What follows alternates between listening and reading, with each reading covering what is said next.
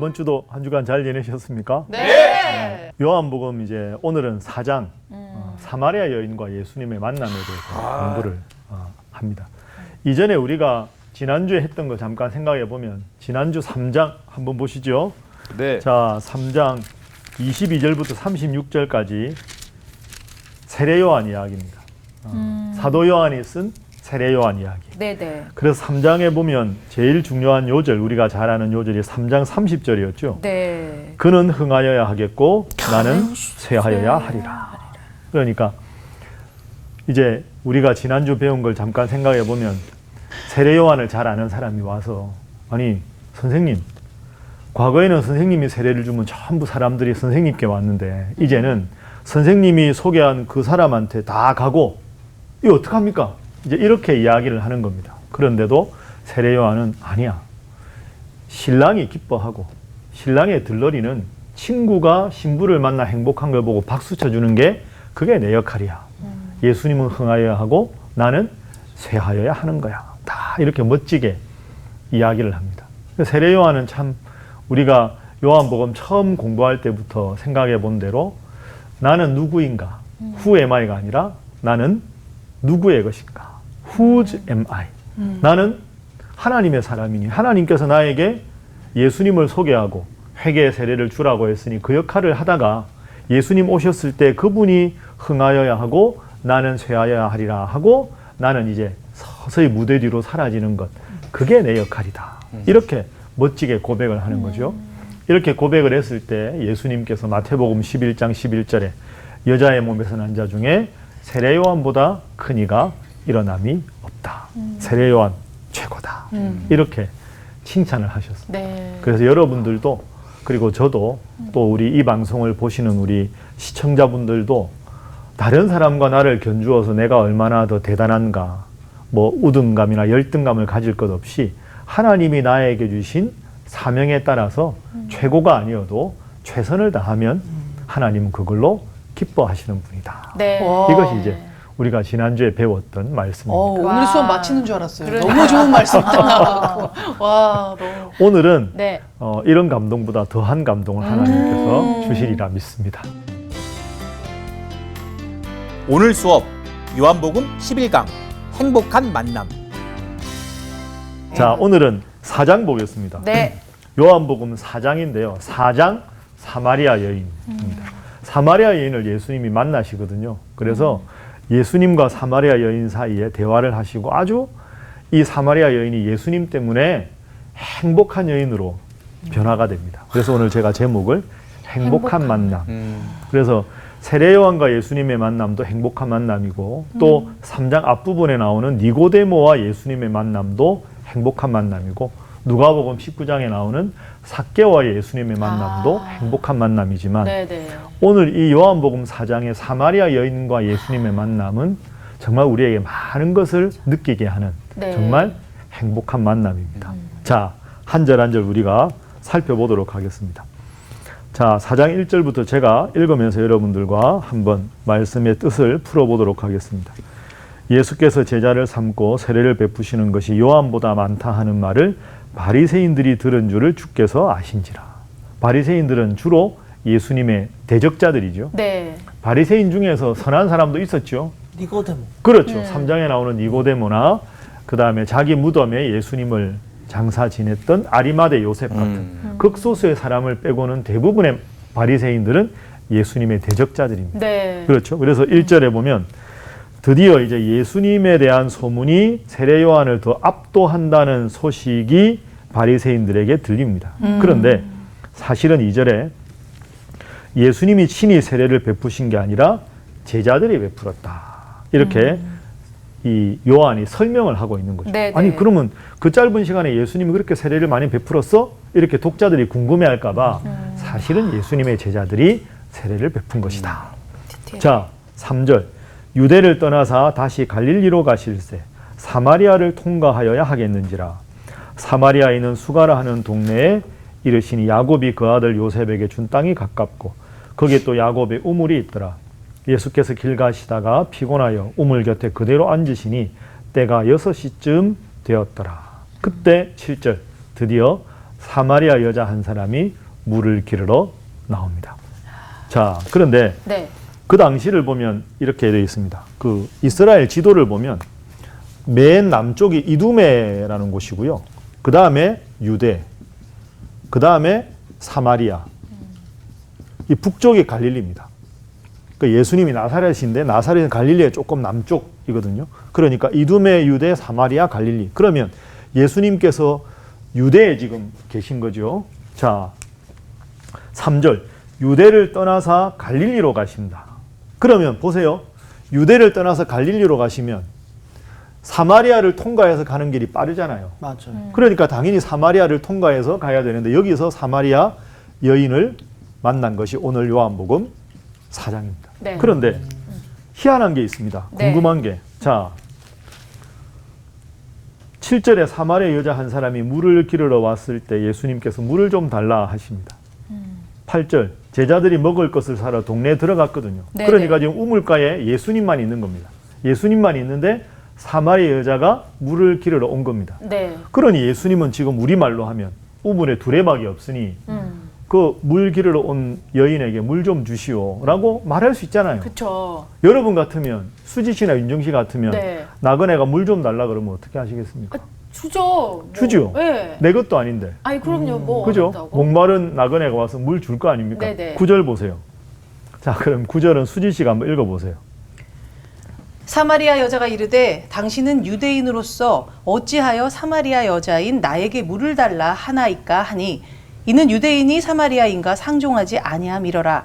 이상하죠? 오. 물 달라고 하면 수지 씨나 윤정 씨 말씀하신 대로 아, 이 나그네가 목이 마르구나. 물 주면 되잖아요. 네. 그런데 왜 당신 나한테 물 달라고 합니까? 9절에 사마리아 여자인 나에게 유대인인 당신이 왜 물 달라고 합니까? 라고 쉽게 말하면 시비를 거는 겁니다. 왜 나한테 물 달라 그래요? 이렇게 되는 거죠. 자, 보세요. 유대 땅에서 갈릴리로 갈 때 사마리아를 통과했는데 사마리아의 작은 마을 이름이 수가성입니다. 그죠? 네. 그러니까 수가성에서 이 여인이 살았던 거죠. 네. 그런데 이 여인이 뭐라 그러냐면 당신은 유대 사람인데 왜 나에게 물을 달라고 합니까? 유대라는 말은 이제 사마리아와 유대에 대해서는 좀 역사적인 설명이 필요한데요. 이렇게 한번 생각해 보십시오. 구약 성경 연대에 대해서 명확하게 잘 모르실 텐데 크게 한번 생각해 보죠. 출애굽을 한 것. 이스라엘 백성이 출애굽 연대가 대충 언제쯤 될까요? 예, 그럼 제가 정답을 네. 1446년입니다. 기원전. 그죠? BC. 근데 이제 이게 15세기거든요. 15세기 설이 있고 13세기 설이 있는데 전통적인 입장으로 보면 15세기예요. 그럼 이때 출애굽을 합니다. 출애굽에서 40년 걸리잖아요. 그래서 1406년에 가나안 땅에 들어가는 겁니다. 40년 걸리니까. 그러면 이후에 모세를 이어서 지도자가 된 사람이 누굽니까? 여호수아. 여호수아. 그럼 여호수아가 이제 가나안 땅 들어가서 가나안 토착 민족들을 다 제압하고 지파별로 땅을 분배했는데 여호수아가 하나님의 부름을 받아서 죽은 해가 1390년입니다. 그리고 여호수아가 죽고 나면 왕이 없잖아요. 지도자가 없죠. 그때 사사시대가 시작됩니다. 사사시대라고 들어보셨죠? 네네. 사사기. 사사. 이 사사는 이스라엘 12지파가 가나안 땅에서 땅을 분배받아서 알아서 지파별로 살다가 네.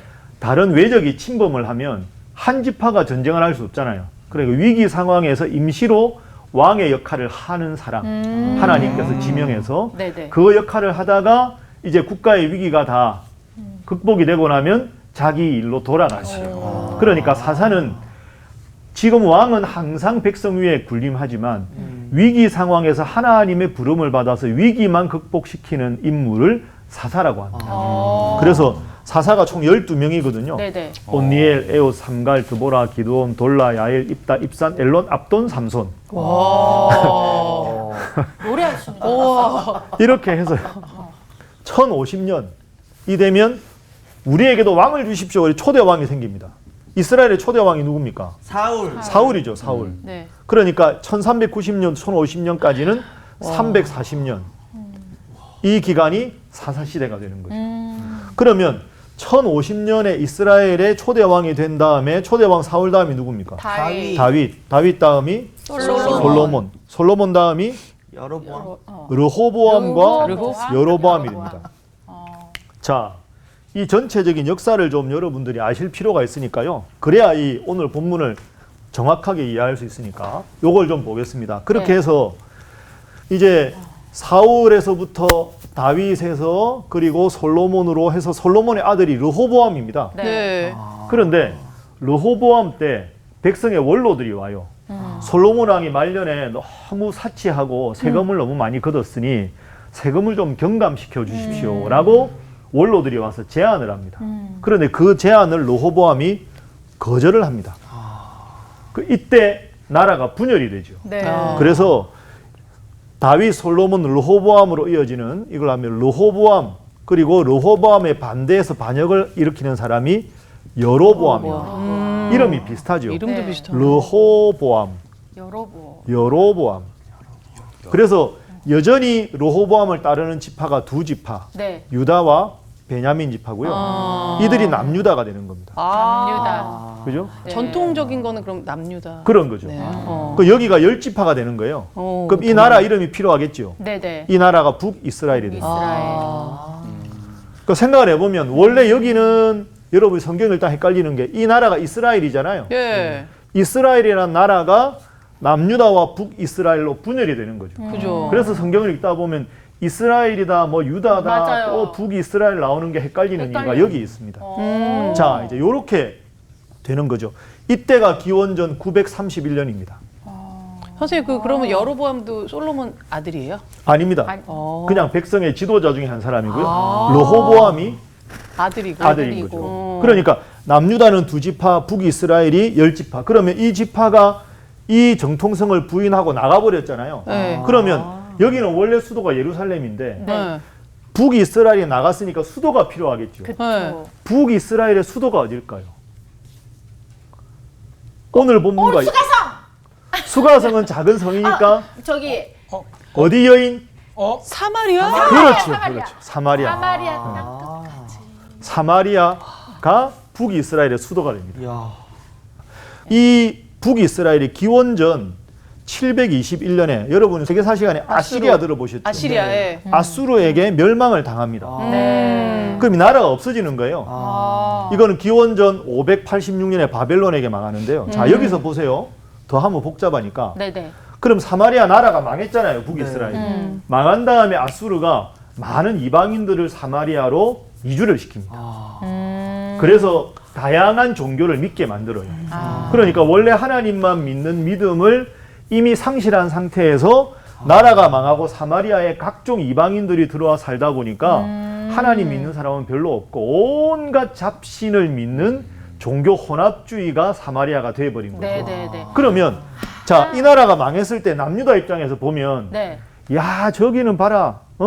하나님 안 믿고 저렇게 혼란하고 음란하고 혼합주의를 믿다가 저렇게 나라가 망했다. 네네. 그런데 나라가 망해서 하나님 신앙을 버린 가장 대표적인 상징적인 도시가 사마리아입니다. 그러니까 이 남유다 사람들 입장에서 보면 사마리아 하면 하나님을 믿지 않고 그래서 하나님께 버림받은 도시.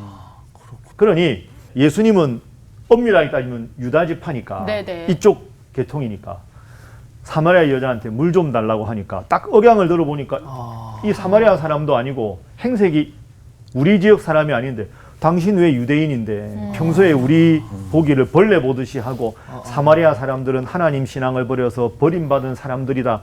그렇게 손가락질하는 당신이 왜 나한테 물 달라고 합니까?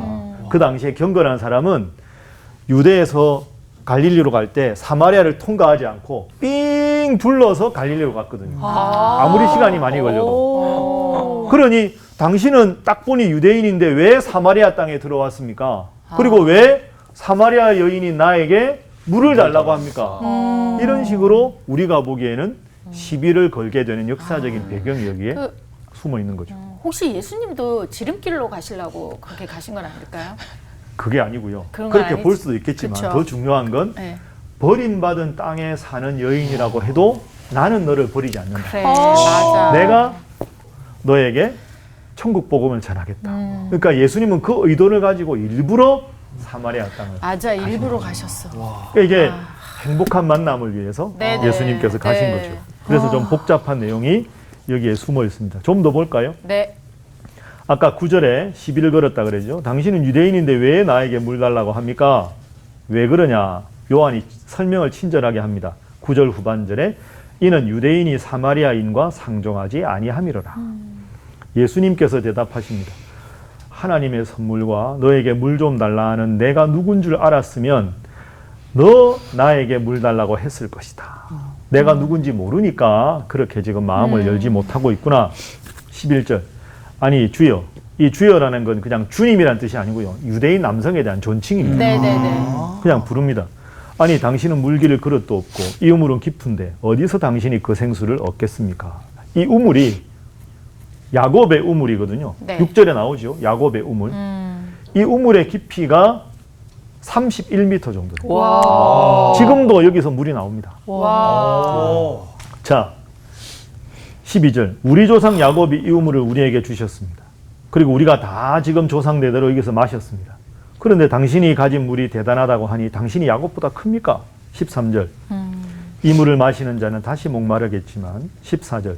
내가 주는 물을 마시면 영원히 목마르지 않을 것이다. 15절. 마음을 엽니다, 여인이.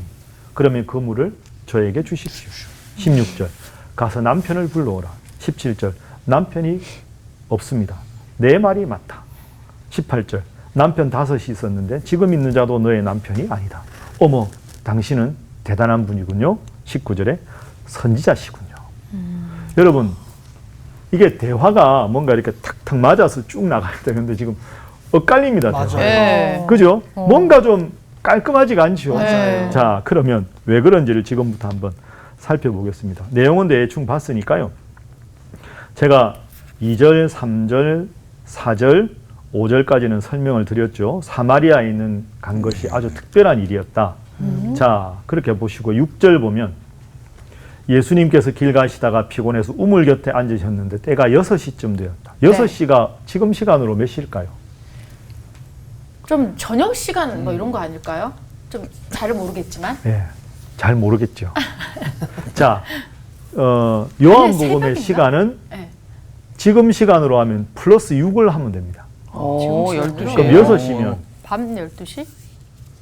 밤 12시에 물기를 오죠. 아, 낮 낮 낮 12시. 낮 12시, 정오입니다. 낮 12시.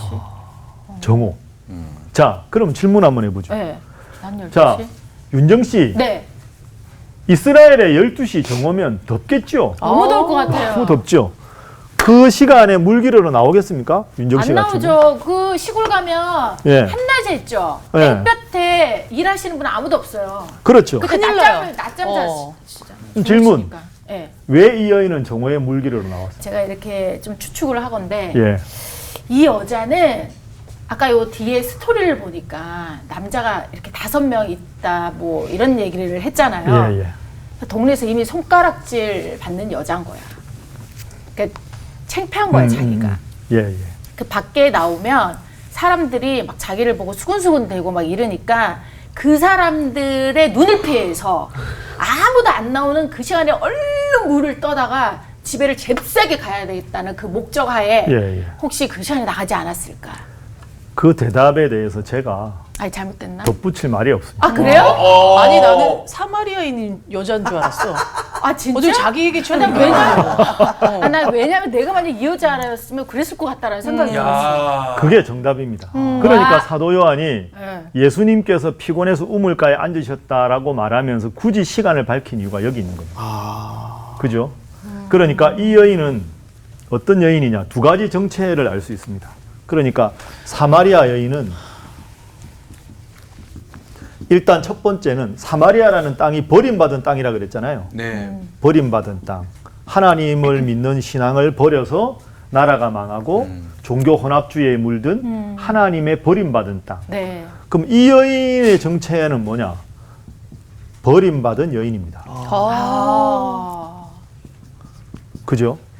아까 우리가 읽었던 말씀에 보면 남편 5이 있었는데 그 남편들 지금 같이 살지 않고 6번째 남자도 남편이 아니다. 그런데 그 당시는 남성 중심 사회였잖아요. 그러니까 이 여인이 5명의 남편이 있었다라는 말은 이 여인이 남성을 쉽게 말해서 이제 막 관심이 많은 여인 그런 뜻이 아니고요. 5명의 마음과 몸을 다해서 사랑을 바친 남자에게 일방적으로 버림받는 거예요. 그러니까 지금 6번째 살고 있는 남자도 언제 떠날지 모르는 불안함이 있는 거죠. 그러면 아무리 사마리아 땅이 하나님을 믿지 않는 땅이라고 해도 보통 결혼한 주부 입장에서나 동네 사람들 보기에는 저 여자는 부정한 여자다. 그러니까. 손가락질하는 거죠. 그런데 예를 들어서 한낮에 떼약볕이 좀 지고 이제 조금 그늘이 좀 들기 시작하는 오후 서너 시, 5시쯤에 아낙네들이 물기르러 나올 때 이 여인이 물기르러 나오면 너 어디라고 왔냐? 그래. 부정한 여자. 이렇게 되니까 아무도 없는 한낮에 떼약볕을 머리에 이고 외롭게 쓸쓸하게 나올 수밖에 없었던 거죠. 그러니까 버림받은 땅에 사는 버림받은 여인입니다. 자, 그래서 예수님이 이 여인을 만나러 가신 거예요. 와. 왜 당신은 유대인인데가 아니라 모두가 너를 향해서 손가락질하고 경멸해도 너는 내 아버지의 사랑하는 딸이다. 너도 구원받을 충분한 가치가 있는 소중한 여인이다. 내가 너 한 여인 만나기 위해서 이렇게 왔다. 이게 예수님의 마음입니다. 참 예수님의 마음이 따뜻하시죠. 네. 자, 그래서 다시 보겠습니다. 대화가 그런데 좀 엇갈린다고 말씀드렸죠. 7절에 물 좀 달라. 사마리아 여자가 9절에 왜 당신 나에게 유대인인데 물 달라고 합니까? 10절에 너 내가 누군 줄 알았으면 물 달라고 했을 것이다. 11절 아니 물기를 그릇도 없고 우물이 깊은데 어떻게 당신이 생수를 얻습니까? 13절 내가 주는 물을 마시면 14절 영원히 목마르지 않을 것이다. 15절이 드디어 여인이 마음을 열고 그 물을 나에게 주셔서 제가 여기 물기르러 쓸쓸히 혼자 나오지 않도록 도와주십시오. 내 남편을 불러오라. 남편이 없습니다. 맞다. 어머 당신은 선지자십니다. 이게 지금 대화가 거듭 말씀드리지만 안 맞습니다. 네. 그럼 여기서 중요한 게 있습니다. 이 여인에게 배울 점이 있어요. 예수님의 말을 못 알아들어요. 네. 그렇죠? 네. 그런데 중요한 것, 배워야 될 거는 끝까지 예수님과 대화를 했다는 겁니다. 못 맞아. 알아들어도 끝까지. 맞아. 이런 경우 잘 없는데. 그렇죠. 안 통한다 싶으면 안 하는데. 그렇죠. 맞아. 이 남자 뭐야 하고 그냥 어. 가버렸으면 물동이고 가버렸으면 어. 구원을 못 받았을 거 아닙니까? 못 알아듣는데도 끝까지 있었다.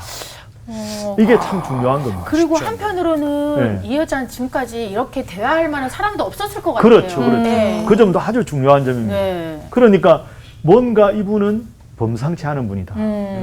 그런데 이 여인은 지금 동문서답을 합니다. 그죠? 맞아. 맞아.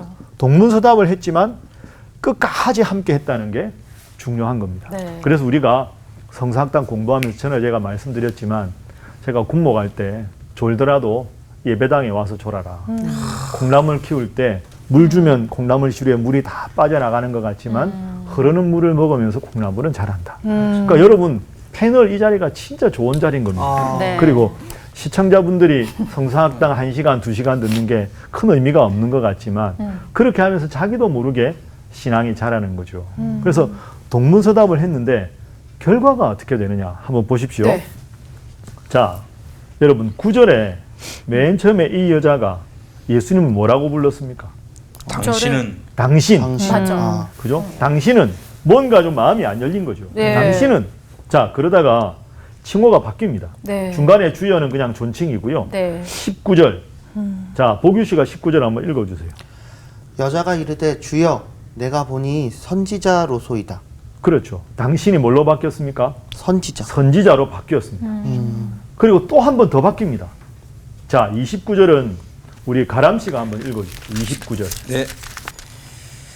내가 행한 모든 일을 내게 말한 사람을 와서 보라. 이는 그리스도가 아니냐 하니.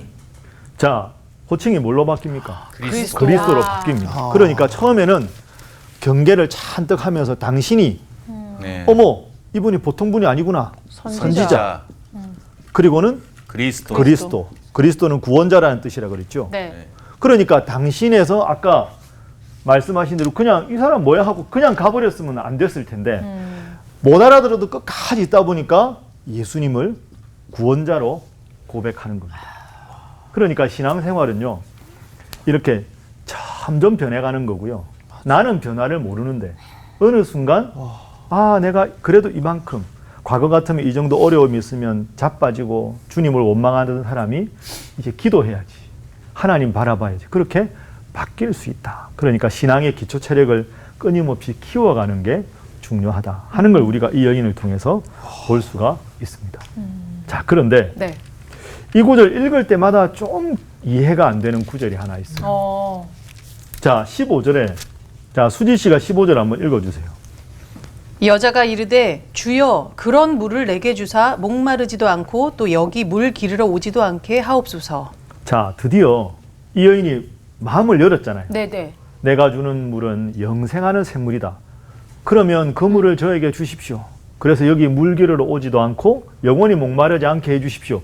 마음을 열었습니다. 네. 그러면 예수님께서 천국 복음을 전하시면 되잖아요. 네. 그러니까. 마음을 열었으니. 네. 16절에 예수님 뭐라고 하십니까? 가서 가서 남편 내 불러라. 남편을 불러오라. 갑자기. 갑자기. 그러니까 왜 그러셨을까? 잠깐만. 내 남편을 불러오라. 그죠? 네. 자, 여러분 생각해 보세요. 이게 어떤 뜻이냐 하면, 이 여인이 아까 말씀드린 대로 정오에 홀로 물 기르러 나온 이유는 부정한 여인이라고 소문이 나서 그런 겁니다. 그런데 5명의 사랑하던 남자에게 버림을 일방적으로 받았어요. 지금 살고 있는 이 남자도 언제 떠날지 모르는 불안함이 있습니다. 그러면 이 여인은 지금 예수님에 대해서 주여 그 물을 나에게 주십시오. 그래서 제가 물 기르러 오지도 않고 영원한 샘물을 마시게 해주십시오라고 입으로 주님을 마음에 모시겠다고 말을 했어요. 입을 열었어요. 그리고 마음을 연 것처럼 보여요. 그런데 예수님 보시기에는 그 여인의 마음 중심에 예수님이 들어갈 공간이 없었어요. 왜 그럴까? 남편 때문에. 왜? 내 남편을 불러오라는 말씀은 이런 뜻입니다. 여인아, 내가 지금 너의 마음을 연 건 참 아름답고 귀한 일이다. 그런데 내가 주여 내 마음속에 영원한 샘물을 주십시오라고 했지만 너의 마음 중심에는 5명의 남자에게 버림받은 한과 서름과 미움과 섭섭함과 괴로움과 그리고 외로움과 쓸쓸함, 견디기 어려운 모욕감, 이런 걸로 가득 차 있다. 너는 너의 마음을 연 것처럼 보였지만 너의 마음 중심에는 이런 것이 지금도 딱 또아리를 트고 있어서 내 말씀이 들어갈 여지가 없다. 그래서 가서 내 남편을 불러오라는 말씀은 너의 남편이 지금 어디 있느냐 그걸 물으신 게 아니라 너의 마음은 열었지만 너의 마음 중심에는 여전히 이런 혼과 남편 때문에 생긴 섭섭함과 좌절과 미움과 증오와 괴로움과 한이 가득 차 있다. 이걸 이제는 내려놓아라. 그걸 내려놓아야 너의 마음속에 영원히 흐르는 샘물이 흘러넘칠 수가 있는 것이다. 이 구절이 바로 16절입니다. 네. 그러니 여자가 대답하죠. 남편이 없습니다. 내가 남편이 없다는 말이 옳다. 너에게 남편 5이 있었고 지금 있는 자도 너의 남편이 아니니 내 말이 참되도다. 주님은 선지자십니다.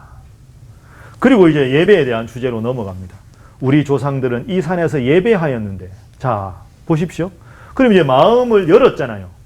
남편에 대한 것도 내려놓았어요. 그러면 마음 중심에 주님이 차지해야 될 거 아닙니까? 맞아요. 그때 주님을 찾는 가장 중요한 의식이 예배잖아요. 그러니까 예배에 관한 관심으로 이 20절에 이 여인이 말을 하는 거죠. 우리 조상들은 이 산에서 예배하였습니다. 이 말은 사마리아 사람들, 아까 역사적으로 생각해 봤지만 그 사마리아에 제일 가까운 그 산이 있는데요. 에발산과 그리심산이 사마리아에 있거든요. 그런데 에발산은 구약에 보면 저주의 산이고요.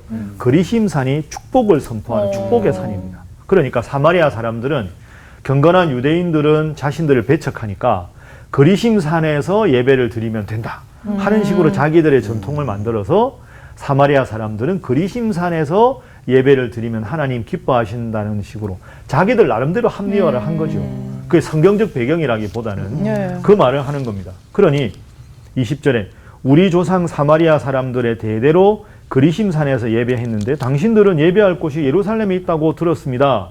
그러니까 예수님께서 여자여, 이 산도 아니고 예루살렘도 아니고 아버지 하나님께 정말로 예배를 드릴 때가 온다. 예수님이 하나님의 아들로 왔잖아요. 네. 지금이 바로 그때다. 이 말씀을 하시는 거죠. 그래서 22절. 너희는 하나님께 예배를 드린다고 하면서 하나님이 어떤 분인지 제대로 알지 못하고 그저 다른 종교의 신 중에 하나로 제대로 알지 못하고 예배를 드리고 있다. 이 말을 하는 거죠. 그리고 구원은 유대인에게서 난다. 그 예수님께서 유대 혈통을 따라서 오셨다는 그 말씀을 하시는 겁니다. 23절. 그러면 예배라는 주제가 나왔으니 하나님께 참되게 예배하는 자들은 영과 진리로 예배할 때가 오나니 곧 이때라. 아버지 하나님은 어디서 예배를 드리느냐가 아니라 영과 진리로 예배하는 자들을 찾으신다. 그러면 영과 진리로 예배한다. 이게 무슨 뜻일까요? 과거에는 신령과 진정으로 뭐 이렇게 했지 않습니까? 영과 진리로 예배를 드린다. 이 말은요. 이게 원어로 보면 영과 진리로라고도 번역할 수 있고 영 곧 진리로라고도 번역할 수 있습니다. 하나님은 육체가 아니라 영이시잖아요. 그 하나님은 영이시다. 하나님은 영이시고 우리에게도 인간에게도 영혼육이니까 영이 있죠. 네. 그러면 우리의 영으로 하나님께 신령과 진정으로 예배를 드릴 수 있게 되는 것은 성령 안에서 온전한 예배가 가능하다. 그러니까 하나님께 영과 진리로 예배하라는 것은 영이신 하나님은 우리의 마음이 하나님께 예배드릴 때 어떤 상태로 예배드린지 다 아니까 정말로 하나님 앞에 진실된 마음으로 거짓 없는 마음으로 마음과 뜻과 정성을 다해서 하나님께 예배드리는 것, 그것을 하나님은 찾고 계신다. 네. 그러니 유대인들은 뭐 예루살렘에서 예배드린다, 사마리아 사람들은 그리심산에서 예배드린다, 어디서 드리느냐가 중요한 게 아니라 하나님 앞에 정말로 성령 하나님 안에서 내 마음과 뜻과 정성을 다해서 진실되게 예배를 드리는 것이 필요하다. 맞아. 그 일을 위해서 내가 왔다. 그러니 지금이 바로 예배드릴 때다. 네. 이 말씀을 예수님께서 하시는 거죠. 네. 또 한편으로 보면 영은 어떻게 보면 아까 말한 남유다, 경건한 바리새인이나 이런 사람들은 형식주의에게만 탁 물들어가지고 겉으로는 멋져 보이는데 형식적으로 네. 속으로는 진실한 마음이 없잖아요. 그러니까 그들을 의식한 것이고 진리는 뭐가 뭔지도 제대로 모르고 예배를 드리는 그 사마리아 사람들에게 예배는 진리로 바로 예배를 드려야 된다 하는 북이스라엘 사람들, 사마리아 사람들을 염두에 두고 말씀하신 와. 것이다 하고 볼 수도 있습니다. 결국 그래- 양쪽을 다 꼬집은. 그렇게 네요. 볼 수 있죠. 그러니까 어. 과연 예수님이시다. 그렇게 볼 수 있겠죠. 자, 그래서 24절에 하나님은 영이시니 예배하는 자가 영과 진리로 예배하라. 그리고 여자가 이제 또 저도 들은 게 있습니다. 메시아 곧 그리스도라는 분이 오시면 이 모든 진리에 대해서 예배에 대해서 우리에게 알려주신다고 들었습니다. 라고 하니 26절. 이 전율이 돋는 구절입니다. 26절은 우리 가람 씨가 한번 읽어주십시오. 예수께서 이르시되 내게 말하는 내가 그라 하시니라. 여러분 이 상상해 보십시오. 물 기르러 왔는데 웬 유대인 남자가 있어서 잔뜩 경계하고 있다가 나에게 물 좀 다오. 그러니까 이 여인은 지금 눈도 못 마주치고 처음에는 당신 왜 나한테 물 달라고 해요? 이랬을 거 아닙니까? 근데 한마디 하는데 이분이 이게 보통 분이 아니구나 하면서 잔뜩 경계하다가 이렇게 예수님께 마주하게 됐겠죠. 예수님 말씀을 한 말씀 한 말씀 들으면서 메시아가 오시면 이 모든 걸 알려주신다고 했습니다. 예수님이 딱 한 사람 자기를 앞에 두고 내가 말하는 그 메시아가 나다. 이 말을 들었던 순간 이 여인은 정말 위대한 경험을 한 거 아닙니까? 이렇게 행복한 여인이 어디 있겠습니까? 그런데 이 여인의 모습을 보십시오. 너무 좋아합니다. 그래서 27절부터 조금 장면이 바뀌는데요. 제자들이 돌아옵니다. 예수님께서 여자와 말씀하시는 것을 이상하게 여겼지만 뭐 하십니까? 라고 묻는 사람이 없었습니다. 그런데 28절에 여자가 물동이를 버려두고 동네로 들어갑니다. 물 기르러 온 여인이 흥분해서 내가 구원자를 만났다. 모두가 자기에게 손가락질하는 동네로 들어갑니다. 사람들에게 말합니다. 29절. 내가 행한 모든 일을 내게 말한 사람을 와서 보라. 이는 내가 그리스도를 만났다. 구약에 약속된 그 메시아를 내가 만났어요. 우물가에 있어요. 막 말을 하니까 사람들이 저 여자가 미쳤나? 하고 가만히 보니 눈빛이 그게 아니에요. 그러니까. 저 뭔가 진정성이 보여. 혹시 아닐 거야. 아니 혹시 저 봐. 저게 미친 사람이 아니잖아. 기뻐서 저러는 거 아니야. 그러면서 30절 그들이 동네에서 나와 예수님께 옵니다. 예수님 말씀을 듣는 거죠. 자, 제자들이 랍비, 선생님, 우리가 먹을 거 가져왔습니다. 좀 드십시오. 나에게는 너희가 알지 못하는 먹을 양식이 있느니라. 누가 먹을 거 드렸냐? 그런 뜻이 아니라 34절 내 양식은 하나님의 뜻을 행하는 일이다. 너희는 넉 달이 지나야 추수할 때가 이른다고 말하지 않았느냐? 아니다. 지금이 추수할 때다. 이 사마리아 여인 정말로 영적으로 무지한 이들을 지금 구원할 때다. 그 말씀을 35절에 하십니다. 거두는 자가 이미 삭도 받고 영생에 이르는 열매를 모으지만 뿌리는 자와 거두는 자가 함께 즐거워하게 하려 함이라. 한 사람이 먼저 심고 다른 사람이 거둔다는 말이 맞지만 그런데 너희들 보아라. 너희들은 심은 게 없지만 38절에 이 사마리아 사람과 동네 사람들이 구원 얻는 걸 지금 보고 있지 않느냐. 너희가 이런 걸 보고 더 전도에 힘을 써라. 이렇게 말씀하십니다. 자, 또 장면이 바뀝니다. 39절. 여자의 말이 내가 행한 모든 것을 그가 내게 말하였다 증언하므로 그 동네 중에 많은 사마리아인들이 예수님을 믿었습니다. 그러니 여러분 장면을 상상해 보세요. 여인이 막 동네로 가서 내가 메시아를 만났습니다. 저 여자가 이상한데 아니야 눈빛이 그게 아니야. 에이, 혹시 모르니까 한번 가볼까? 하고 예수님을 만났어요. 말씀을 듣다 보니 세상에 그 여인이 말한 대로 이 예수라는 분이 메시아였던 거죠. 그러니까 40절 보십시오. 사마리아인들이 예수께 와서 자기들과 함께 유하기 시기를 청하니 거기서 이틀을 더 유하십니다. 예수님 스케줄은 원래 이틀 더 하는 게 아닌데 그렇죠. 가야지. 가는 길인데. 너무 말씀을 듣기를 좋아하니까 이틀을 더 계십니다. 41절 예수의 말씀으로 말미암아 믿는 자가 더욱 많아 그 여자에게 말하되 이제 우리가 믿는 것은 동네 사람들이 내가 메시아라고 이 남자를 소개했기 때문에 믿는 게 아니라 이 예수님을 보니 우리가 이분이 세상의 구원자 메시아임을 우리가 보고 우리가 믿게 되었다. 이렇게 말합니다. 자, 그러면 여러분 예수님이 이제 이 수가성을 떠나셨겠죠. 이틀 더 있다가. 그러면 그 다음에 이 여인이 어떻게 됐을까요? 신학대학교 갔을 것 같아. 전도를 예수님의 제자가 되었을 수 있겠죠. 그렇지. 이 여인과 동네 사람들의 관계가 어떻게 됐어요? 회복이 됐을 것 같아. 회복됐겠죠. 네. 모든 사람들이 고마워요. 감사해요. 당신 때문에 우리가 메시아를 만났어요. 이 작은 수가성의 모든 사람들이 구원받았겠죠. 누구 때문에? 이 사마리아의 이 버림받은 땅에 버림받았다고 여겨졌던 이 여인 때문에. 그럼 이 여인은 동네 슈퍼스타가 된 거죠. 그러면 이제는 우리와 같이 물기를 해요. 우리하고 가끔 간식도 먹어요. 여기 와서 지내요. 그러니까. 너무 좋은 분인데 우리가 못 알아봐서 미안해요. 맞아. 그러니까 주님도 믿고 동네 사람들과 회복되고. 야. 땡볕에 이제 물들 일을 안 가도 없죠. 아. 그러니까 결과적으로 행복한 여인이 맞네. 된 거죠. 아. 그러니까 아무리 불쌍한 여인도 내가 나를 봐도 너무너무 버림받은 사람이다라고 해도 네. 주님은 그 여인 한 사람을 만나기 위해서 그 사막의 땡볕을 머리에 이고 가셔서 그 여인을 행복한 여인으로 만들어 주셨다. 여러분의 인생에도 지금까지 주님 때문에 행복하시겠지만 주님과의 깊은 만남을 통해서 더 행복하고 특별히 세상이 줄 수 없는 기쁨과 은혜와 평강을 늘 누리는 우리 모든 와. 패널들이 되시기를 바랍니다. 자, 아멘. 오늘 수업은 여기까지 하겠습니다. 수고하셨습니다. 네. 감사합니다. 우리 수가성의 여인 이게 너무 잘 알잖아요. 이거 찬양도 있고.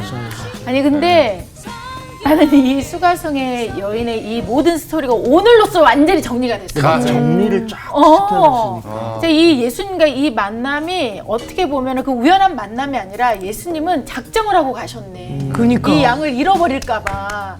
그래서 이 결국은 이 한 사람만을 살린 것이 아니라 그 마을의 온 전체를 다 살리신 거지 결국은. 그래서 결국은 내가 나의 한 사람을 통해서 많은 사람들이 또 예수님을 믿게 할 수 있는 수가성의 여인이 또 나의 모습이 될 수도 있구나. 뭐 이런 생각이 드네요. 보통 하나님을 쫙 만날 때 내가 제일 초라하고 힘들 때 만나는 경우가 많은데 맞아. 우리 방송 보시는 지금 힘드신 분들 지금 어떻게 보면 예수님을 직접적으로 만날 수 있는 기회라고 생각하면 좋은 좋을 것 기회죠. 같아요. 맞아요. 네. 예. 진짜 우리도 우물가 여인처럼 처럼 네, 그렇게 그렇게 살아갑시다. 살아갑시다. 네. 네.